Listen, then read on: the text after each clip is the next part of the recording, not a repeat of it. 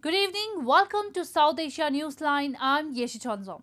Here are the top stories we are tracking for you on Monday, the 2nd of August. Schools reopen in parts of India amid declining coronavirus cases.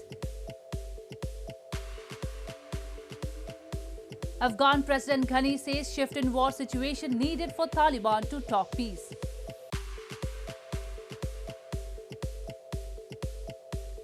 And Bangladesh battles dengue outbreak amid COVID crisis.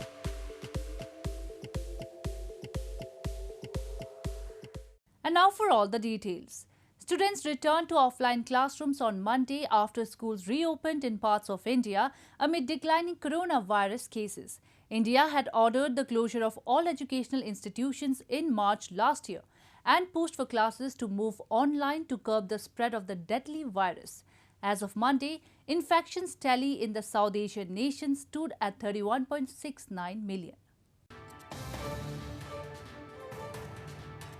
Schools reopened for all classes in India's northern Punjab state and for only higher secondary classes in other northern and central Indian states on Monday, as the South Asian nation has been witnessing a decline in COVID-19 cases in recent weeks.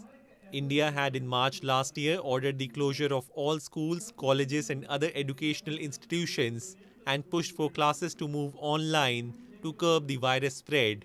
The students were on Monday asked to sanitize their hands, wear masks and follow distancing norms to avoid getting infected. Their body temperatures were also measured before allowing them to enter school. एक साल हो गई स्कूलें बंद हो गए थे corona महामारी के लिए। इसके लिए स्कूल खुल गए, बहुत बढ़िया बात है। बच्चों को शिक्षा मिलेगी और समझेंगे और खेल कूदेंगे, इसमें मन खुश होता है बच्चों का। India reported 40,134 new coronavirus cases in the last 24 hours, taking the infections tally to 31.69 million. Meanwhile, authorities in Srinagar city of India's Jammu and Kashmir tested tourists for COVID-19 at the historic Mughal Gardens on Monday to ensure a safe tourism experience. Most of the states in India are witnessing a declining trend in new coronavirus infections, except southern Kerala and western Maharashtra, leading to the reopening of the economy and tourism. However, experts have cautioned against rapid, careless reopening to avoid a deadlier third wave of coronavirus and have advised following COVID-appropriate protocols. India will always be a supporter of initiatives that can bring peace and stability in Afghanistan, said India's permanent representative to the UN T.S. Tirumurti in an exclusive interview with TV news agency ANI, while laying out the Afghanistan policy perspective that New Delhi at the UN will pursue during the Security Council presidency starting Monday. In the backdrop of intensifying conflicts in Afghanistan, Tirumurti's comment comes when asked about how India plans to take the lead, highlighting the situation in Afghanistan and will India initiate a discussion on Pakistan for supporting the Taliban. The top Indian envoy reiterated that India has always maintained it would like to see an independent, peaceful, democratic, stable and prosperous Afghanistan. India on Sunday took over from France to assume the presidency of the United Nations Security Council for the month of August. We will not discount the possibility of the Security Council taking stock of the situation in Afghanistan during this month. And as the president of the Council, we will of course be very supportive of any initiative by member states that can bring peace and stability to the country. In news from Afghanistan, Afghan President Ashraf Ghani has said that the Taliban will not get back to the negotiating table unless the situation changes on the battlefield, and for this there is a need for a country-wide mobilization. The statement came as US troop pullout from Afghanistan nears completion, and Afghan government forces have been struggling to repulse Taliban advances.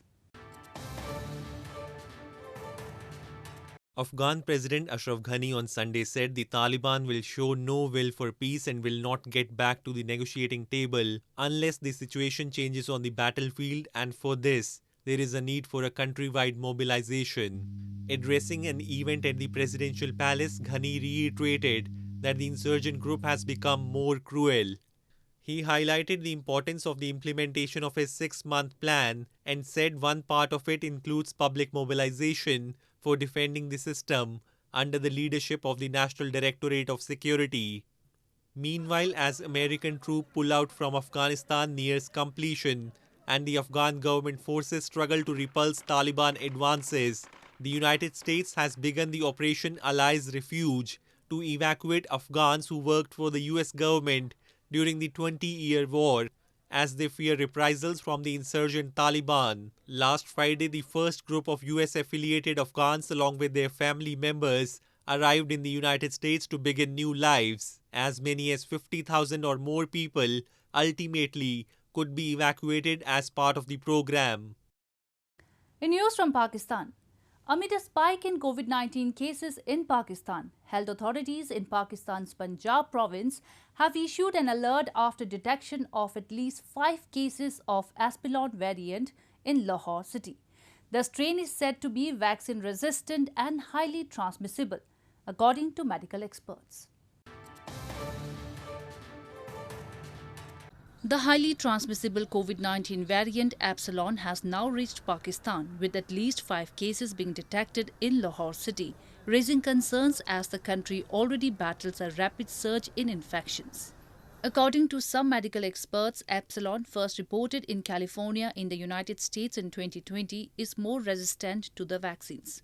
Health authorities in Punjab province have been alerted over the detection of the new variant, which has been declared a threat for the vaccinated people who may develop the infection again.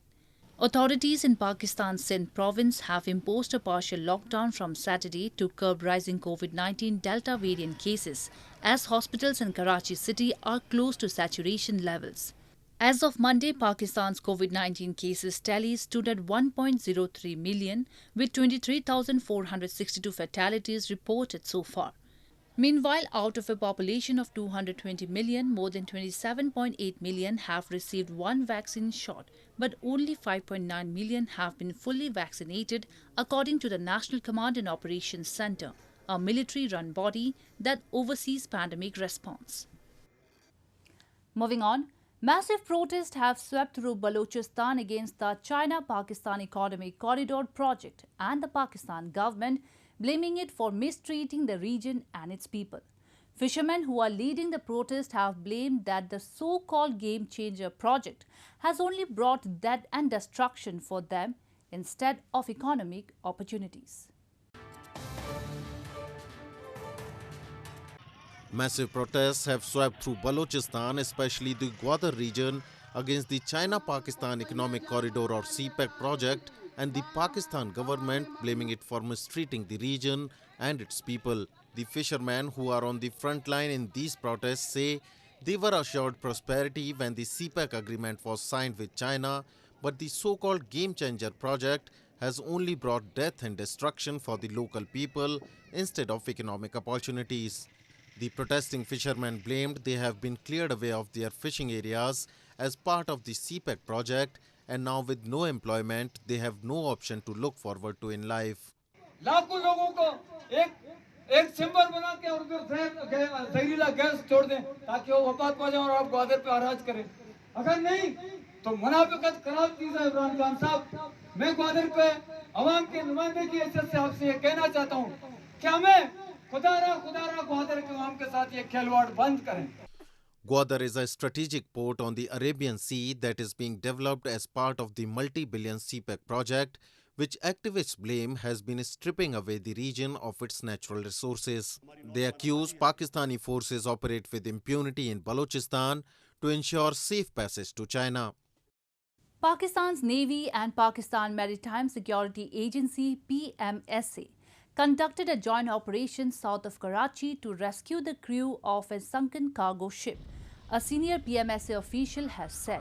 PMSA Commander Ishan Farid Ahmad told a news conference on Sunday that 15 out of 18 crew members had been rescued and search operations were underway to find the 3 other members. The ship was carrying cargo from India to Somalia and its crew members were from Syria, Ahmad said. The ship, named MV Suwari H, sank last Thursday due to strong winds and tides, the Navy said on its social media channels. PMSA और Pakistan navy की मुश्तरका कोशिशों के नतीजे में जहाज़ हमले के 18 में से 15 हमले अरकान को रेस्क्यू कर लिया गया है, जो कि आपके सामने मौजूद है अल्हम्दुलिल्लाह। और जबकि 3 अरकान की तलाश अभी जारी है और इस तलाश में PMSA और पाकिस्तान नेवी के हवाई जहाज़ अभी भी मसरूफ़ अमल हैं। Moving on to news from Bangladesh. Bangladesh's healthcare is already on the brink of a collapse due to the third wave of the coronavirus. Now, a sharp spike in dengue cases is further straining the country's fragile healthcare system. With rising cases of COVID-19 fueled by the Delta variant, ambulances in capital Dhaka have seen a surge of activity. Ambulances in the Bangladesh capital have seen a surge of activity as the number of COVID-19 cases jumped, fueled by the Delta variant following a brief suspension of the lockdown for the Eid al-Fitr holiday in July. They transport not only Dhaka residents who have fallen ill but those from outlying areas. Bangladesh ordered a 15-day lockdown again from July 23, and many poor, jobless and daily wage earners are struggling to make ends meet. Some rely on handouts for food. Social worker Nafiza Anjum Khan is planning to distribute food handouts until the end of the lockdown. I am serving approximately 600 people daily, 2 times.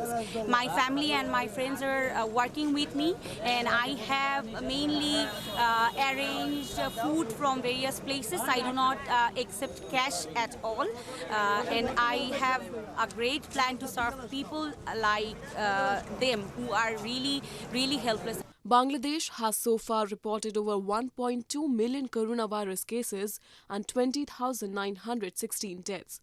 Over 1 million have recovered from COVID-19. Meanwhile, amid pandemic, a sharp spike in dengue cases is straining Bangladesh's fragile healthcare system. Just in July, about 1,920 people were diagnosed with the mosquito-borne disease, marking a more than 600% jump in cases from June, when 272 cases were reported. According to reports, almost all of the dengue cases have been found in Bangladesh's capital Dhaka, home to about 17 million people. Meanwhile, authorities will from Monday begin dengue eradication drive to bring down the number of dengue patients in the country. Thousands of devotees took holy dip in river Ganges and crowded temples across northern India to mark the second Monday of the Hindu holy month of Shravan. Despite fears of coronavirus spread, devotees worship Lord Shiva, the god of destruction, during Shravan and seek his blessings for peace and prosperity of their families. A huge crowd of devotees thronged the banks of river Ganges and queued outside temples to offer prayers in Varanasi city of India's northern Uttar Pradesh state on the second Monday of Shravan, despite fears of a third wave of COVID-19. The Mondays of Shravan are considered to be one of the most auspicious days as per Hindu calendar, and devotees worship Lord Shiva, the god of destruction, during the month. Social distancing went for a toss at the banks of the holy river and at temples, where most devotees were seen violating COVID-19 protocols. यहाँ बाबा की काशी की नगरी और यहाँ सब उनका दर्शन करने और सब आशीर्वाद है उनका, यहाँ कोरोना कुछ नहीं है.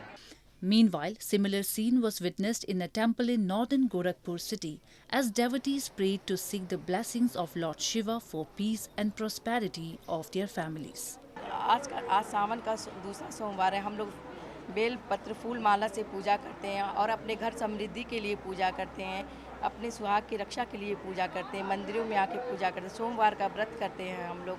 However, at Mahakaleshwar Jyotirlinga temple in India's central Ujjain city, which is an important Hindu pilgrimage destination, various priests were seen performing rituals without devotees.